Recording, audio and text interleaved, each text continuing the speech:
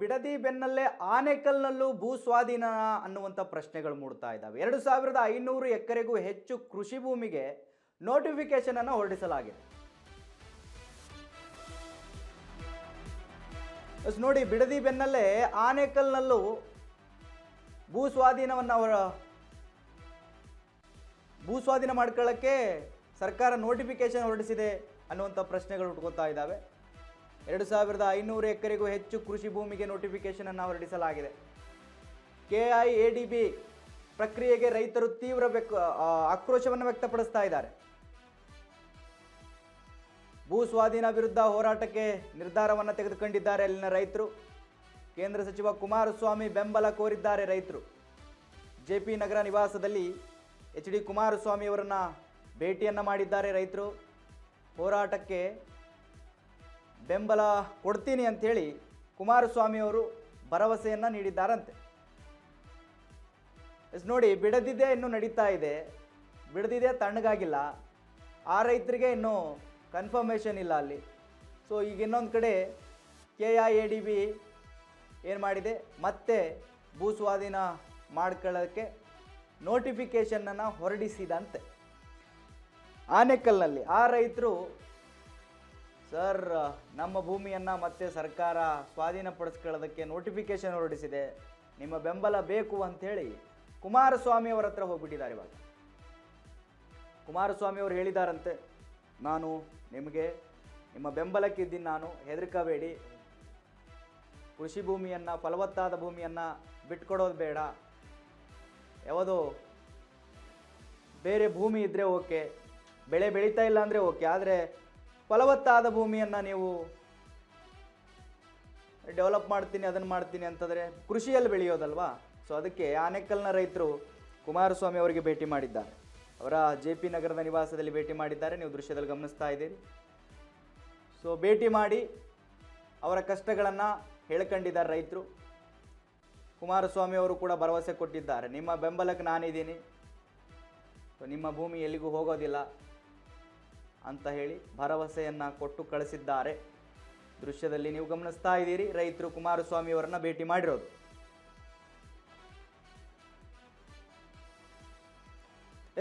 ಇದರ ಬಗ್ಗೆ ಅಪ್ಡೇಟ್ ಕೊಡ್ತಾರೆ ನಮ್ಮ ಪ್ರತಿನಿಧಿ ಜೋಯಲ್, ನನಗೆ ನೇರ ಸಂಪರ್ಕದಲ್ಲಿ ಸಿಗ್ತಾ ಇದ್ದಾರೆ.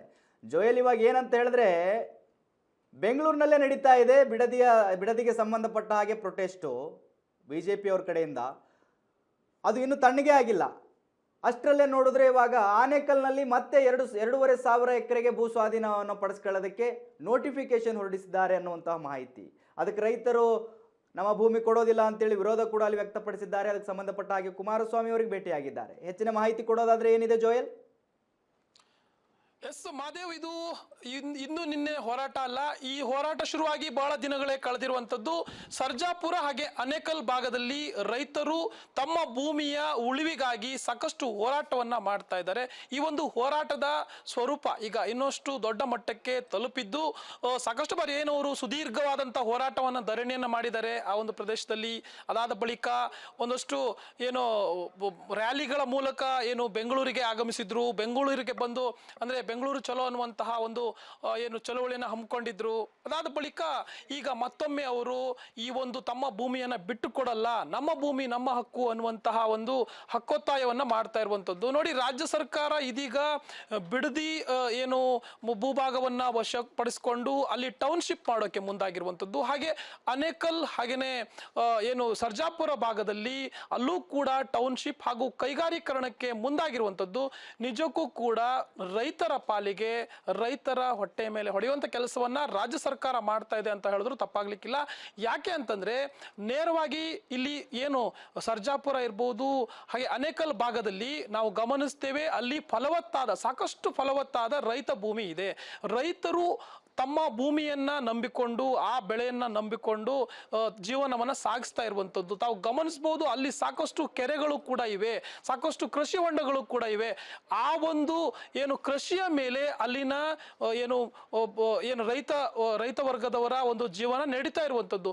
ಹೀಗೆಲ್ಲ ನಡೀತಾ ಇರುವಂತಹ ಒಂದು ಸಂದರ್ಭದಲ್ಲಿ ಏಕಾಏಕಿ ರಾಜ್ಯ ಸರ್ಕಾರ ಮತ್ತೊಮ್ಮೆ ಅಲ್ಲಿ ಏನು ಕೈಗಾರೀಕರಣ ಮಾಡ್ತೀವಿ, ನಗರೀಕರಣ ಮಾಡ್ತೀವಿ ಅಂತ ಹೊರಟು ರೈತರ ಒಂದು ಹೊಟ್ಟೆ ಮೇಲೆ ಹೊಡೆಯುವಂತ ಕೆಲಸವನ್ನ ಮಾಡ್ತಾ ಇದೆ. ಹಾಗೆ ಈ ಒಂದು ಭೂ ಸ್ವಾಧೀನ ಏನು ರೈತರಿಗೆ ಸರಿಯಾಗಿ ಮಾಹಿತಿಯನ್ನ ನೀಡದೆ ರೈತರಿಂದ ಈ ಒಂದು ಭೂಮಿಯನ್ನ ಏನು ಕಿತ್ತುಕೊಳ್ಳುವಂತ ಪ್ರಯತ್ನಕ್ಕೆ ಮುಂದಾಗಿರುವಂತದ್ದು ನಿಜಕ್ಕೂ ಬೇಸರದ ಸಂಗತಿ. ಹೀಗಾಗಿ ಇವತ್ತು ರೈತರುಗಳು ಒಟ್ಟಾಗಿ ಬಂದು ಏನು ಕುಮಾರಸ್ವಾಮಿ ಅವರನ್ನ, ಕೇಂದ್ರ ಸಚಿವರಿದ್ದಾರೆ ಕುಮಾರಸ್ವಾಮಿ ಅವರು, ಮಾಜಿ ಮುಖ್ಯಮಂತ್ರಿಗಳು ಕೂಡ ಅವರನ್ನ ಭೇಟಿ ಮಾಡಿ ನೀವೇ ನಮಗೆ ಸರಿಯಾದವರು, ಅಂದ್ರೆ ನಮ್ಮ ಕಷ್ಟಕ್ಕೆ ನಮ್ಮ ಏನು ನೋವಿಗೆ ಸ್ಪಂದಿಸುವಂತವ್ರು ಅನ್ನುವಂಥ ರೀತಿಯಲ್ಲಿ ಬಂದು ಏನು ಕುಮಾರಸ್ವಾಮಿ ಅವರನ್ನ ಭೇಟಿ ಮಾಡಿ ತಮ್ಮ ಅಳಲನ್ನ ತೋಡ್ಕೊಂಡಿರುವಂತದ್ದು. ಯಾಕೆಂತಂದ್ರೆ ಈಗಾಗಲೇ ಬಿಡದಿಯ ಏನು ಟೌನ್ಶಿಪ್ ಯೋಜನೆಗೆ ರೈತರು ಸಾಕಷ್ಟು ವಿರೋಧವನ್ನು ವ್ಯಕ್ತಪಡಿಸ್ತಾ ಇದ್ದಾರೆ.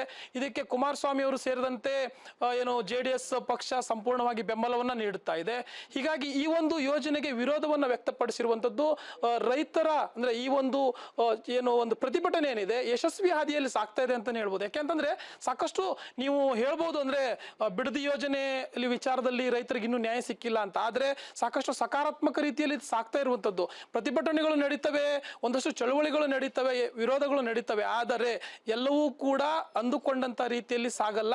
ಕೆಲವೊಂದು ವಿಚಾರಗಳು ಎಷ್ಟೇ ಪ್ರತಿಭಟನೆ ಮಾಡಿದ್ರು ಕೂಡ ಕೈತಪ್ಪಿ ಹೋಗುತ್ತೆ. ಹೀಗಾಗಿ ಈ ಬಿಡದಿ ಯೋಜನೆ ಎಲ್ಲೋ ಒಂದು ಕಡೆ ಟೌನ್ಶಿಪ್ಗೆ ಸಾಕಷ್ಟು ವಿರೋಧ ವ್ಯಕ್ತವಾಗ್ತಾ ಇರೋದ್ರಿಂದ ರೈತರ ಪರವಾಗಿ ಒಂದು ಏನು ನ್ಯಾಯ ಸಿಗುವಂತ ಒಂದು ನಿಟ್ಟಿನಲ್ಲಿ ಸಾಕ್ತಾ ಇರುವಂತದ್ದು. ಅದೇ ರೀತಿ ಈಗ ಈ ಒಂದು ಆನೇಕಲ್ ಹಾಗೇನೆ ಸರ್ಜಾಪುರ ಭಾಗದಲ್ಲೂ ಕೂಡ ರೈತರು ಈಗ ಕುಮಾರಸ್ವಾಮಿ ಅವರ ನೆರವಿಗೆ ಅಂದ್ರೆ ಕುಮಾರಸ್ವಾಮಿ ಅವರ ನೆರವನ್ನ ಬಯಸಿ ಏನು ಇವತ್ತು ಅವರ JP ನಗರ ನಿವಾಸಕ್ಕೆ ಆಗಮಿಸಿ ಅವ್ರ ಬಳಿ ನೆರವನ್ನ ಕೋರಿರುವಂತದ್ದು. ಸೊ ಕಾದ್ ನೋಡ್ಬೇಕಾಗುತ್ತೆ. ಈ ಒಂದು ಸರ್ಜಾಪುರ ಹಾಗೇನೆ ಏನು ಆನೇಕಲ್ ಭಾಗದ ರೈತರು ಅಲ್ಲಿ ಪ್ರಮುಖವಾಗಿ ನೋಡೋದಾದ್ರೆ ಒಂದು 10,000ಕ್ಕೂ ಹೆಚ್ಚು ಏನು ಕುಟುಂಬ ಏನು ಜನರು ಈ ಒಂದು ರೈತಾಭಿ ಏನು ಇದಕ್ಕೆ ಸೇರಿರುವಂತವ್ರು. ಸೊ ಅವರು ಏನು ಈ ಒಂದು ಕೃಷಿ ಮೇಲೆನೆ ಅವಲಂಬಿತರಾಗಿರುವಂತವ್ರು. ಸೊ ಒಟ್ಟಾರೆ ಒಂದು 2 ರಿಂದ 2.5 ಸಾವಿರ ಎಕರೆ ಜಮೀನು ಅಲ್ಲಿದೆ. ಸೊ ಈ ಒಟ್ಟಾರೆ ಈ ಒಂದು ರೈತರ ಪ್ರತಿಭಟನೆಗೆ ಯಾವ ರೀತಿಯಾಗಿ ರಾಜ್ಯ ಸರ್ಕಾರ ಮುಂದಿನ ದಿನಗಳಲ್ಲಿ ಸ್ಪಂದನೆ ನೀಡುತ್ತೆ ಅನ್ನೋದನ್ನು ಕೂಡ ಕಾದ್ ನೋಡ್ಬೇಕಾಗುತ್ತೆ. Madev. Okay, thank you Joel ನಿಮ್ಮೆಲ್ಲ ಮಾಹಿತಿಗಾಗಿ. Thank you.